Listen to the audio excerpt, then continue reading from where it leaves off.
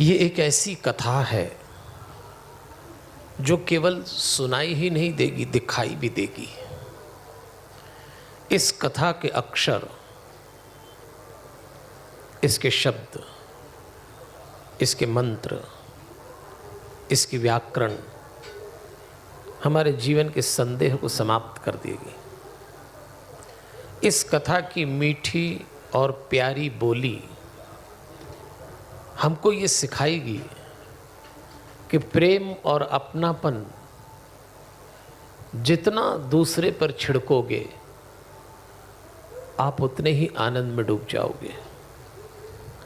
सत्यम शिवम सुंदरम का संदेश देने वाली ये कथा हमको समझा रही है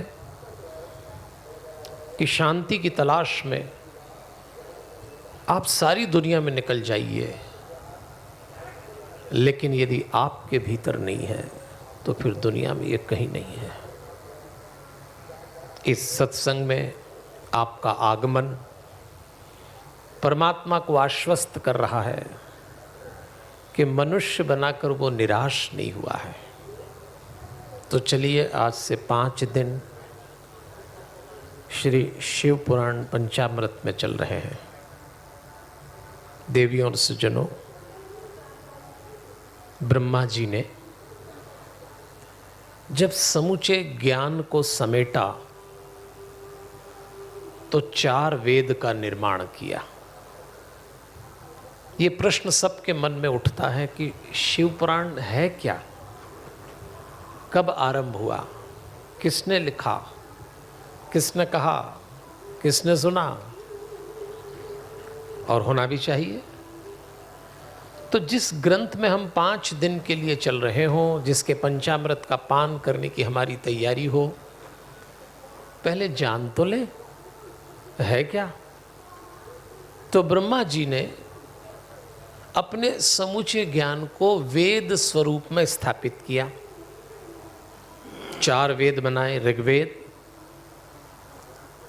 यजुर्वेद, सामवेद, अथर्ववेद। लेकिन ये कैसे बने? ऐसे बने कि ब्रह्मा जी के प्रमुख शिष्य थे व्यास जी। ब्रह्मा जी ने जो मानस पुत्र भी थे उनके, और व्यास जी बहुत अच्छे संपादक थे। उनका कंपाइलेशन बड़ा गजब का था।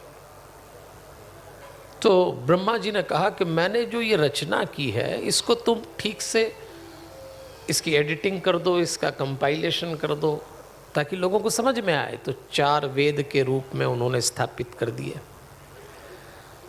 उसके बाद 6 शास्त्र बने। इसीलिए हम लोग कहते हैं 4 वेद 6 शास्त्र में बात लिखी है दोए।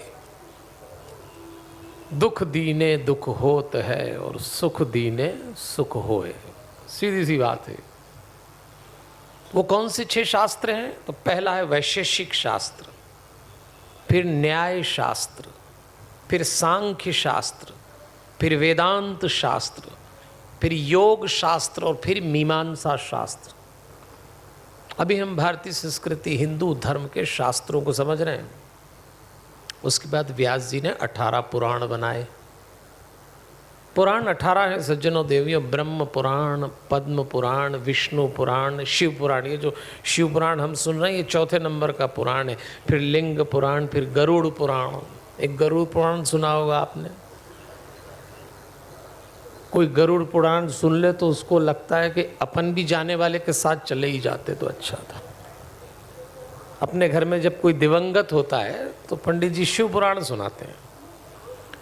उस शिव पुराण में पंडित जी जो वर्णन करते हैं तो मनुष्य होने में ही डर लगता है आदमी, लेकिन है तो सही। एक गरुड़ पुराण, फिर नारद पुराण है, फिर आता है भागवत पुराण जो खूब सुना जाता है, जिसकी कथाएं यहाँ भी होने वाली। फिर अग्नि पुराण, फिर स्कंद पुराण, फिर भविष्य पुराण, फिर ब्रह्म वैवर्त पुराण, मार्कंडे पुराण, वामन पुराण, वाराह पुराण, मत्स्य पुराण, कूर्म पुराण और 18वां है ब्रह्मांड पुराण। ये इतने पुराण हैं। उसमें से 4थे पुराण शिव पुराण की कथा अपन 5 दिन सुनने जा रहे हैं। ये शिव पुराण है। तो 4 वेद बने, 6 शास्त्र बने, 18 पुराण बने।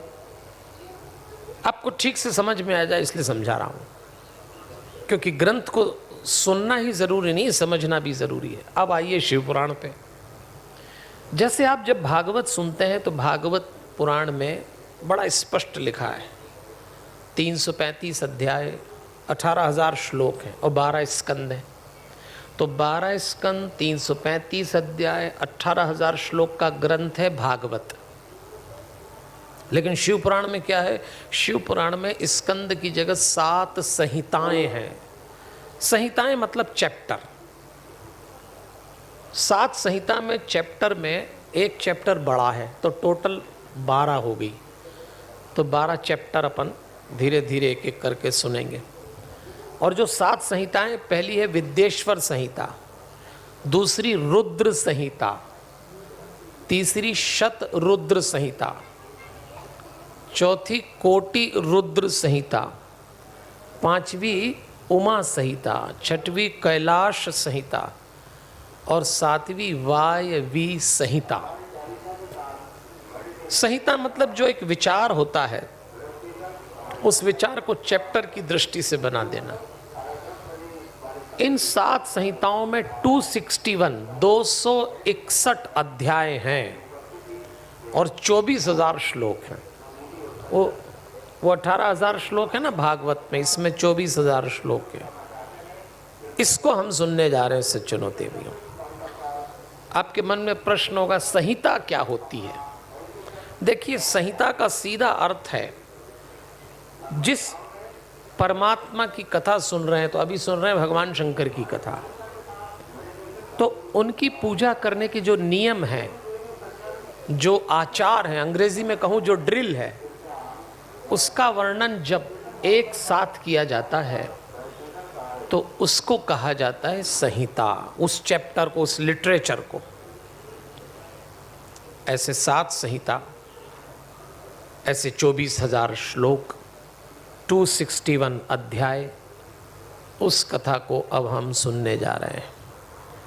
आइए, बहुत से लोग मुझसे भी प्रश्न पूछते हैं और आपके मन में भी आया होगा कि आखिर ये पुराण 18 क्यों बने, अलग अलग पुराण क्यों हैं? देखिए, भगवान के 24 अवतार हैं।